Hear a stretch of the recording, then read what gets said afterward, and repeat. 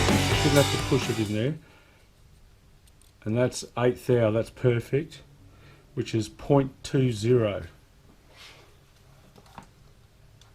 0.20 millimeters, 1/8 thou.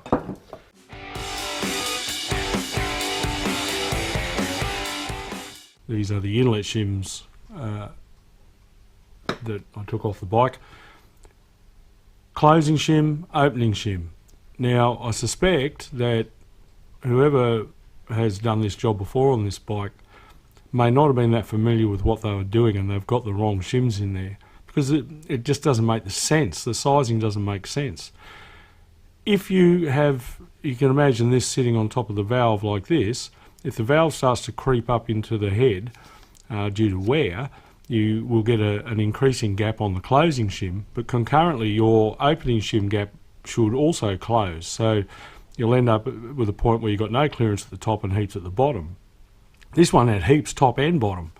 So, I suspect someone didn't know what they were doing. And I'm no expert either. I'm not a motorcycle mechanic, and this is the first time that I've done anything like this on a Ducati, so I'm learning as well. But you can see there's a ridge down inside there where the collets seat, and we need to be able to measure the thickness of that. We need to be able to measure the thickness of the shim from that shoulder to the base, and that's not an easy thing to do. And we need to write everything down, which I've already done. And the closing shim, the opening shim, we need to measure from the inside face where it sits on top of the valve stem to the face where the rocker actuates. Now this one's not so hard. So if you have a 0 to 25 millimeter outside micrometer, you can just pop him in there, because it will fit over the anvils of the micrometer.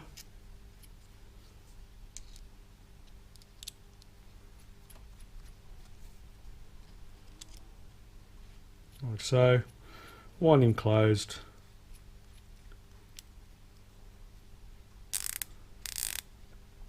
And we're going to call that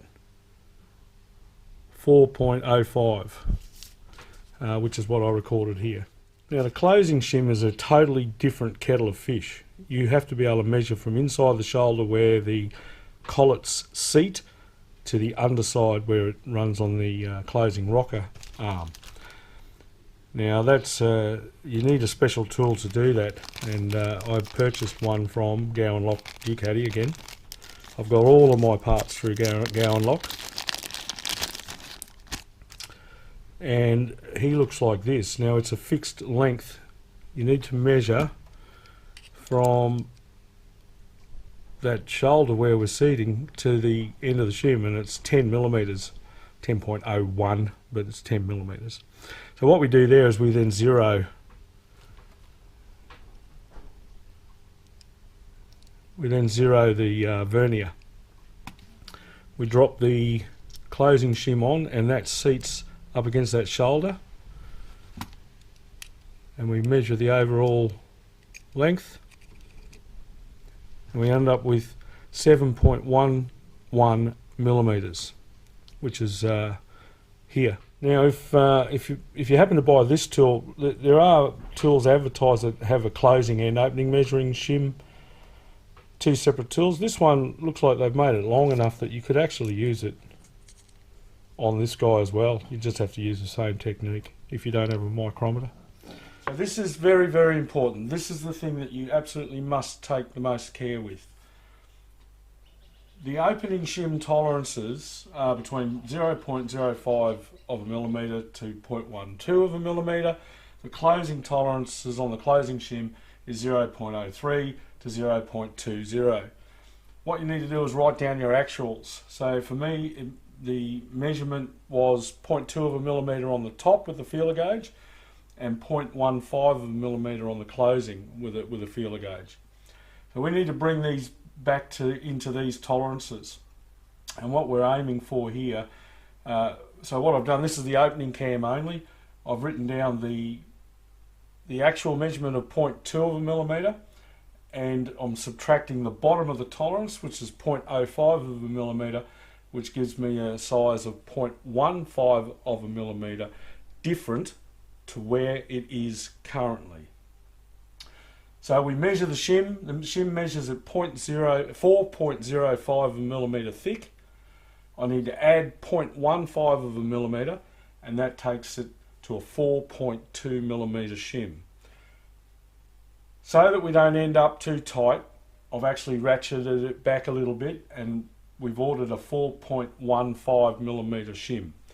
I actually gave the shims to my mechanic friend Milton at the local Yamaha and Honda dealership here in Hobart, and he's come back and advised me that this is the shim you should probably get. Now you need to do that to all of those shims that you've measured, and you need to get it spot on, because this packet with the new shims in it, there are 4 shims, 2 closing, 2 opening, cost 170 Australian dollars. So that's why you've got to get it spot on accurate.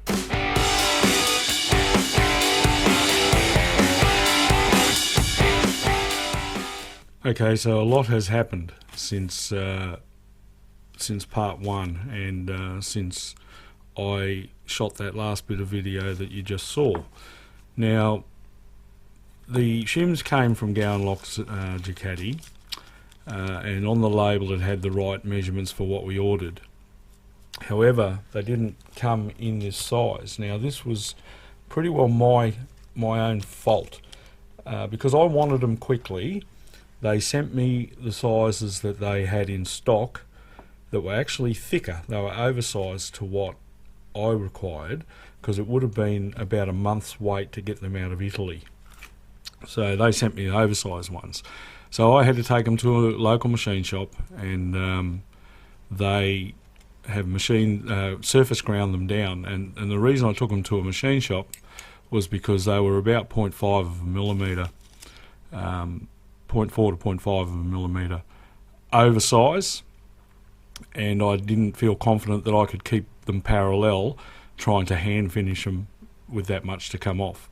So here you can see we have 7.2 millimetres on this closing shim, which is that guy, and because I was methodical and I wrote down all of the measurements and bagged them separately as intake and exhaust, I can refer back to my measurements from 2 or 3 weeks ago to make sure that I get the right shim in the right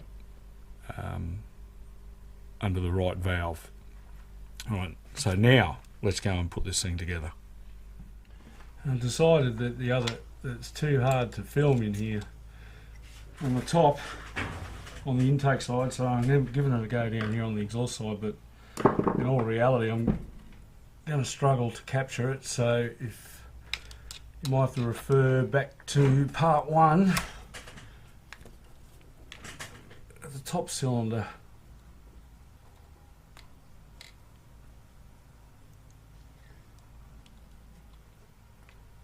Here's a hot tip for you.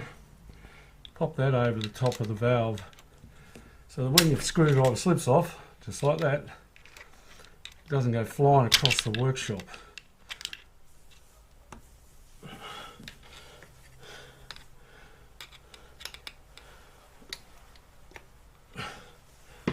Oh, by George, I think he's got it.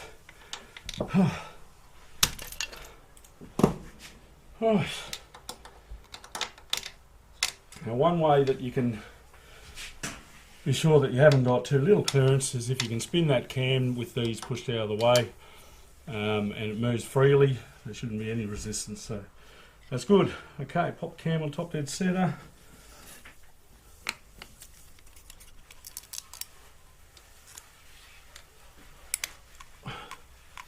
Oh, it's lovely, tooth out. Beautiful. Oh. Closing cam, opening cam.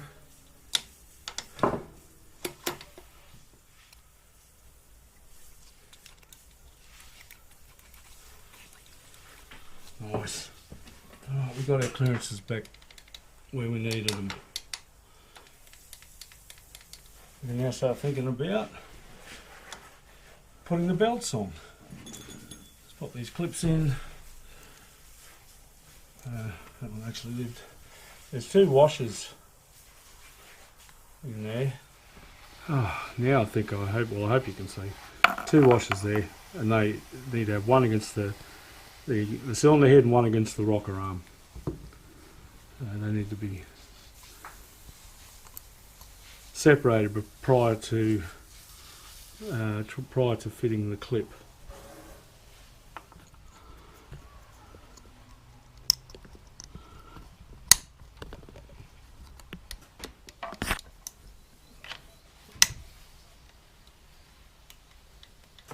Alright, what an absolute pain in the ass that was to try and film in that small space. So what I think I'll do, it was just too bloody hard trying to get in there and get those collets and everything back on. So I might get you to refer to the part 1, that'll show it a bit better. Now remember back when we pulled it apart, I marked these belts. This was the horizontal cylinder, and there's 2 white dots. And what we've got to do is now transfer that to our new belts. So these are from Cycleworks. I actually got them from Gowan Lock Ducati again. These are a good quality replacement. They're not genuine Ducati, but they are a good quality. So what we want to do is mark that one there,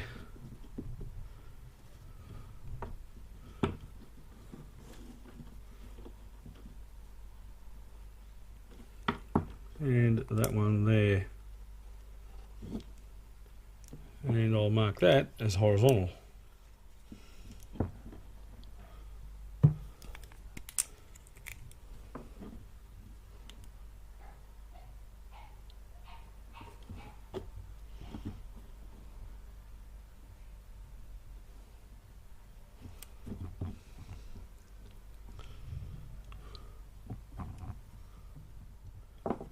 If I remember correctly, with the vertical one, I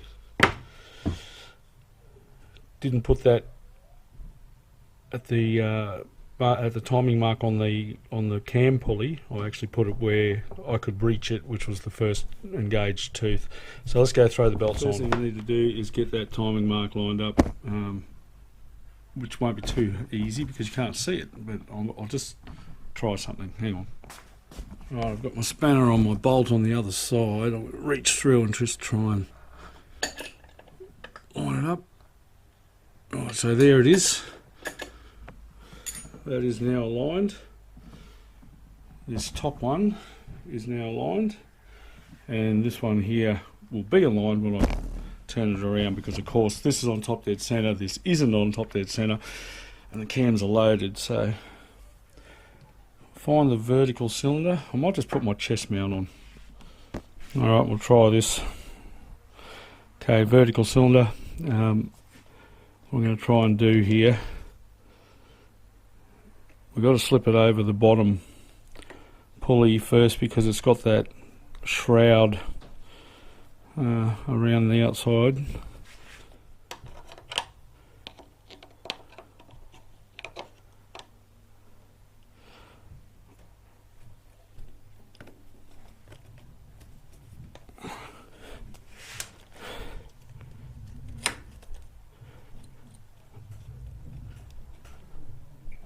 Right, good. Now the horizontal one really shouldn't be as tricky as that guy.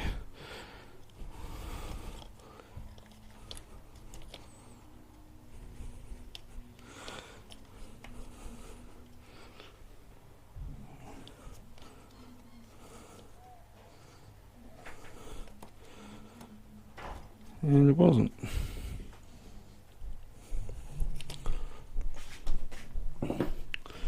Now, as far as tension goes, it shouldn't be. They actually have a spec on it, but the thing about tooth belts is that they don't need to run super tight. They need to be firm. You should be able to twist it about 45 degrees with your fingers. At the moment, it's loose, and I can turn it probably, past 90 degrees. They've worked out if you put a fish scale on this pulley and pull it, and put 2 kilograms of weight, then the belt's the right tension. I'm just going to go by feel. I would recommend though that you get a fish scale and just put that 2 kilo on. And of course you want to check that the bearings are good. Sort of trying to lever off the frame.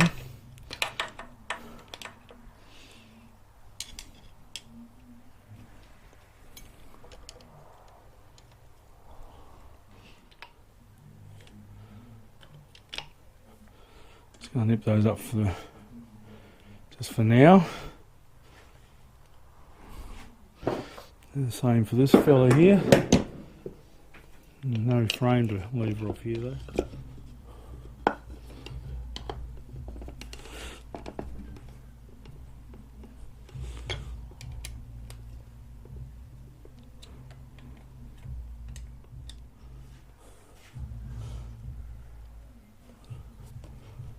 Yep. Feels fairly consistent. Okay, so we've got dot to dot, dot to line, dot to dot to dot, and dot to line. So everything technically should be right. Just to be safe, we'll wind the motor over slowly and make sure that there is no clearance issues.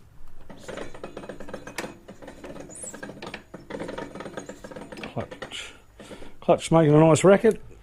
Okay, I put the battery back in, everything's connected, plugs are back in.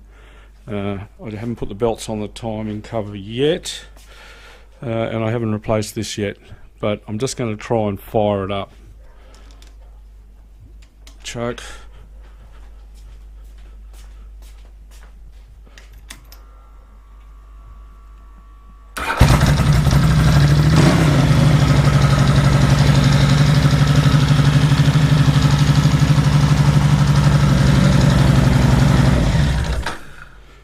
Alright, I'm going to call that a success, and it doesn't sound like it's trying to hammer its way out of the front cover like it did prior. Alright, good. Just got to put the covers back on the belts now, put the fairings back on, seat back on, and we're good to go for a ride.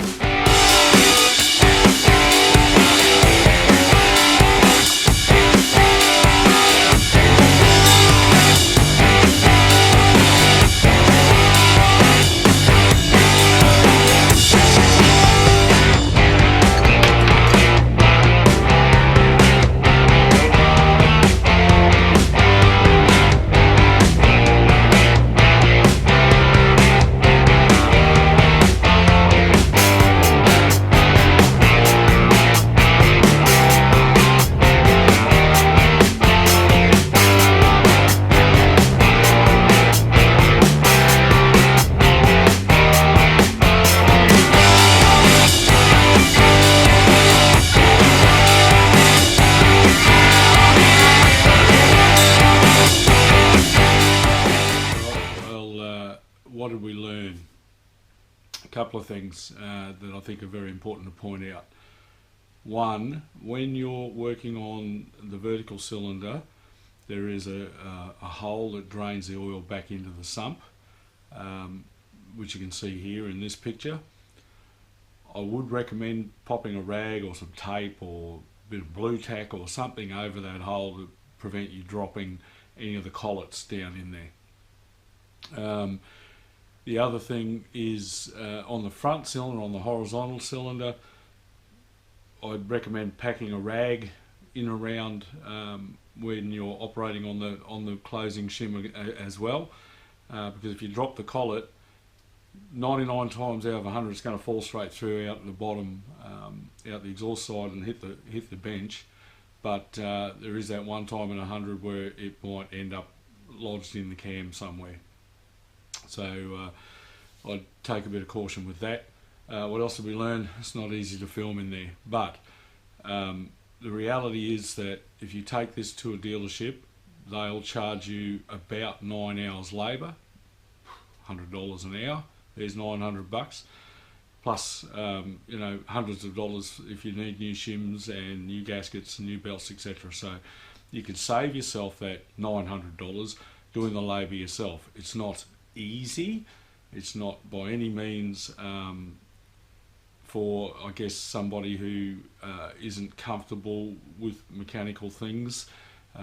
If you're a home mechanic and you're prepared to have a go, and you have a good enough understanding of timing and camshafts and shims and valves, then go right ahead. Well, I hope that this has been helpful to someone out there, and don't forget to like, subscribe, comment and share, and I'll catch you next time on Andy's Motorcycle Obsessions. Bye for now.